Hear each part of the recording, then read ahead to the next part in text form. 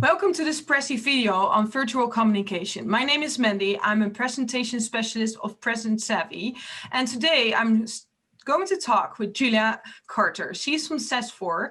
She's working with teams and code leaders for a long time on virtual communication.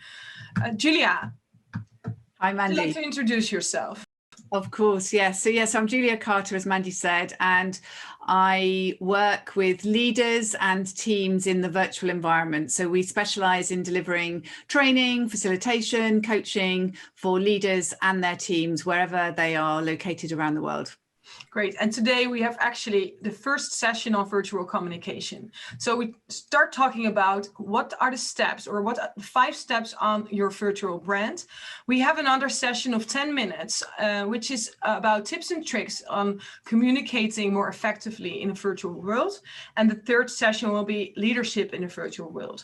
And all the 3 sessions I'm going to talk in an interview style with Julia Carter. And today we're starting with the first session. So I have a question for you, Julia. Based on your experience, what is a virtual brand and why is it important?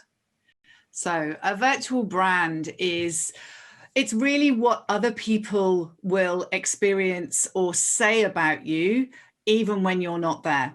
And the challenge we have in today's world is we may not be working face-to-face with our colleagues, with our managers, with the people that we need to build relationships with. So the only way they can find out about us is by going online, searching us up, or the information that we put out there. That creates our brand. And we can't control what they experience. Sorry, we can control what they experience, but we can't control what they think. So it's really, really important to spend some time up front thinking about what you want that to be. So great, Julia. So what are the 5 steps? Well, the first step to creating your virtual brand is to really get clear on what you want your virtual brand to be.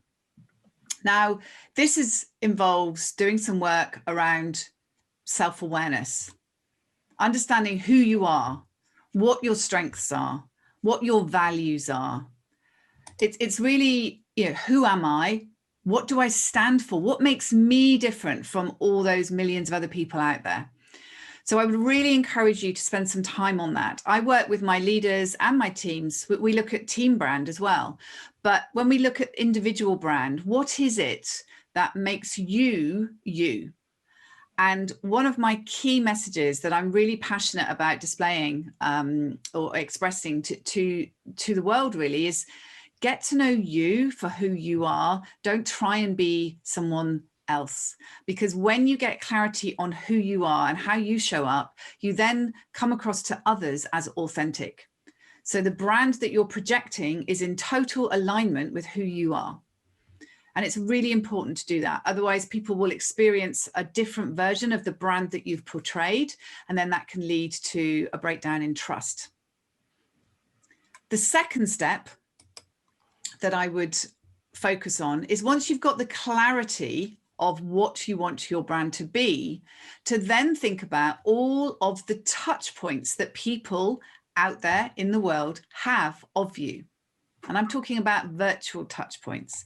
So I'm talking about the internet, right? If someone was to Google your name and different versions of your name, what would they find? Do you know?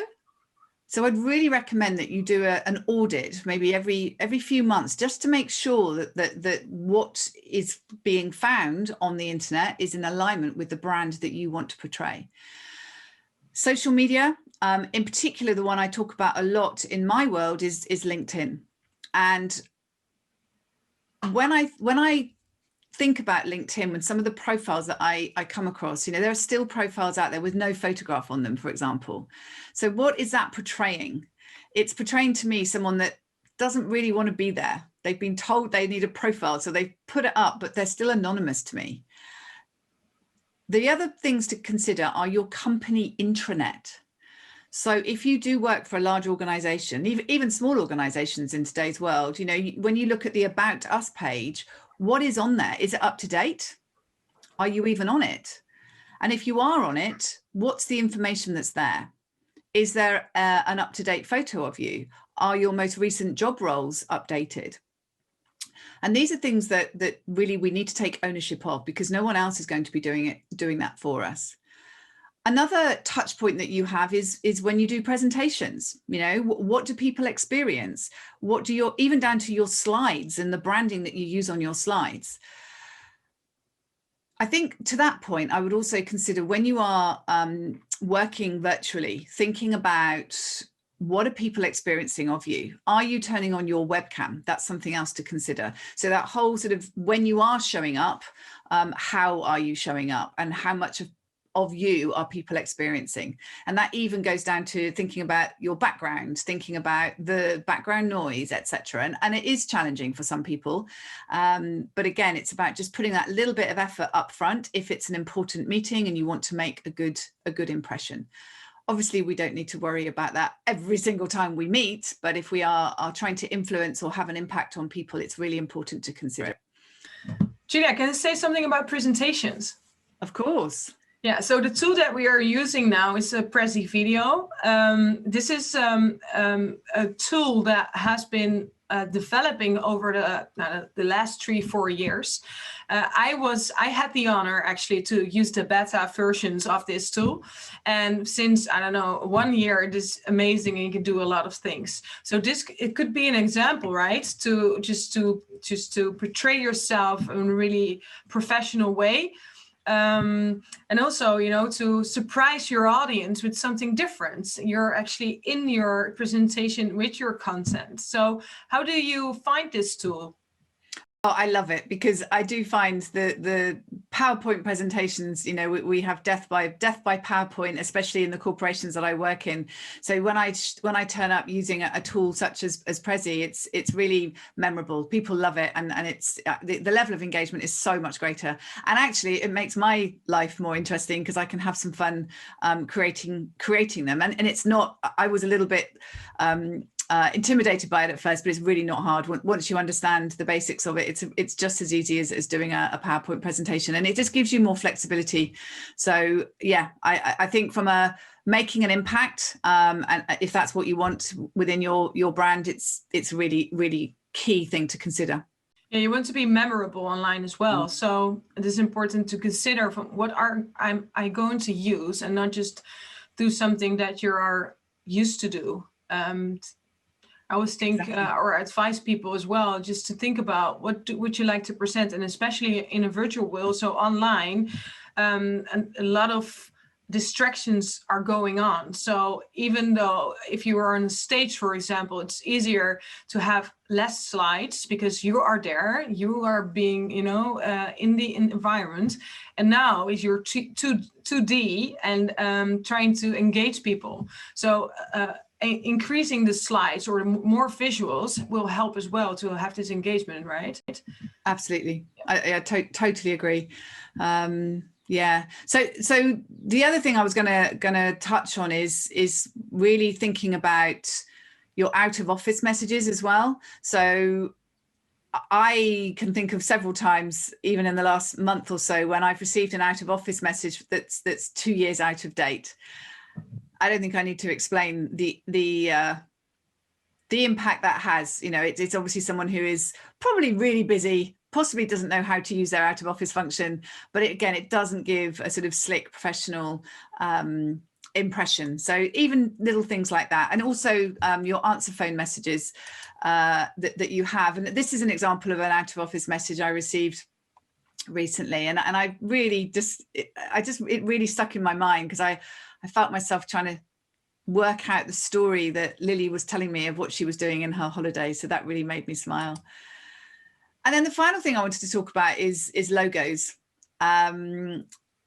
Corporations have logos, and a lot of corporations have evolved their logos to sort of a virtual brand version of what they stand for. And this is a fun example of an evolution of a logo. You know, the very well-known Burger King logo there on the left that's evolved to the one in the middle.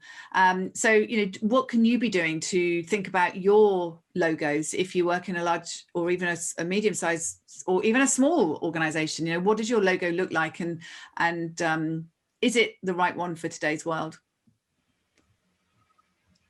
So step 3 that I would recommend for you to consider is, once you've worked out the vision of what you want your brand to be, once you've worked out where the touch points are, where people will experience you and therefore your brand, you then need to think about actually defining the experience you want people to have in each of those spaces. So really spend some time thinking, and it does depend on the audience. It does depend on the situation. There are times we need to be more formal, more made up, more even down to, you know, what we're wearing, for example, and whether we turn our webcam on or not, where we're even sitting. But really think about the experience you want every person to have as they interact with you. And I think I'll just give a very specific example here. I lead lots and lots of group training sessions. I facilitate sessions. I also I work with, you know, smaller teams. I work with large groups. The people that don't have their webcams on in those sessions, I don't even know who they are. And you know, you might see their initials in a black circle, for example. Now that's fine if it's not important that I know who those people are. But if you are trying to be remembered and make an impact, if you want people to know you more than just your initials, you really need to think about what is the experience you want people to have of you. So that's just one example of all of those other touch points. So go through every single touch point and just spend a few minutes thinking about what is the experience I want people to have. And then think about, is it consistent? Is it on brand? Is it what I want people to experience? And then when you've decided what it is you want, I then recommend that you start doing a bit of a makeover. And there are many tools out there, Prezi obviously being one of them. So Mandy's going to just talk us through a few of these and how you can use those to really think about your brand, your image, and how others perceive you. Great, thank you, Julia. So the tools that we are looking at actually is FISME is also an organization that helps or has actually a big learning platform. So a YouTube channel where you can see all different kind of tips and tricks on how to design and how to use effective presentations. And they're not only providing the tool, but they also provide the knowledge and also some skills, which I really like because they're working on that really well. The other two, of course, that is things that we're using now is Prezi Video and Prezi and general as presentations. The other tool that Prezi is having is Prezi Design, which is also a possibility to make and design documents in a really effective and efficient way. And I would challenge you there's no reason to have bad documents and designs, because there are so many tools available just to help you to have a better brand or a personal brand. So what I can offer is a document on the Present Savvy website, which you can download, which is saying trends and tools. So the new innovations about presentation, but also in terms of virtual communication and visual content. You can download that, and you have some links there which you can test. Great. Back to you. Thanks, Mandy. So once you've considered what tools you're going to use for your makeover, obviously you then will enable that to happen. And then eventually what I would really recommend that you do is test.